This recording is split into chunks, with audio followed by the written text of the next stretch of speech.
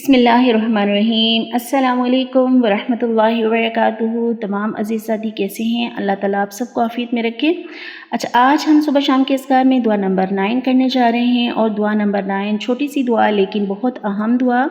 اس کی روایت میں ہمیں ملتا ہے سیدنا عثمان بن عفان رضی اللہ تعالیٰ عنہ کہتے ہیں کہ میں نے رسول اللہ صلی اللہ علیہ وسلم سے سنا کہ آپ صلی اللہ علیہ وآلہ وسلم فرماتے تھے، جس نے شام کو یہ دعا پڑھی، بسم اللہ الذی لا یضر مع اسمہ شیء فی الارض ولا فی السماء وہو السمیع العلیم، اللہ کے نام سے وہ ذات جس کے نام کے ساتھ کوئی چیز زمین میں اور آسمان میں نقصان نہیں دے سکتی، اور وہ بہت سننے والا اور بہت جاننے والا ہے۔ اور جس نے صبح کے وقت 3 بار یہ دعا پڑھ لی، اسے شام تک کوئی اچانک مصیبت نہیں آئے گی۔ راوی بیان کرتے ہیں کہ اس حدیث کو روایت کرنے والے ابان بن عثمان کو فالج ہو گیا، تو ان سے حدیث سننے والا ان کو تعجب سے دیکھنے لگا، یعنی کہ اس کے ذہن میں یہ ہوگا نا کہ پھر فالج کیوں کر ہو گیا۔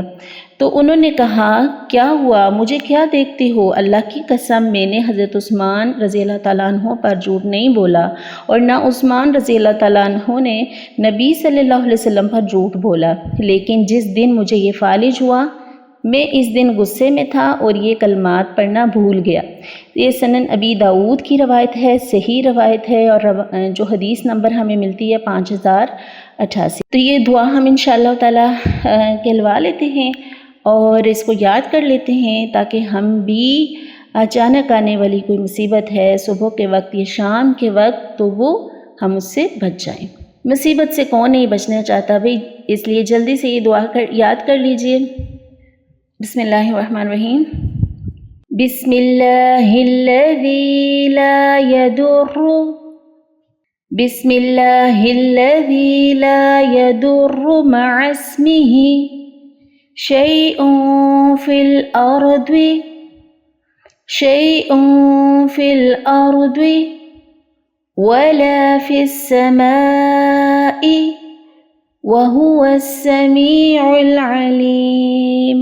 بسم اللہ الذی لا یضر مع اسمہ شیء فی الارض ولا فی السماء وہو السمیع العلیم۔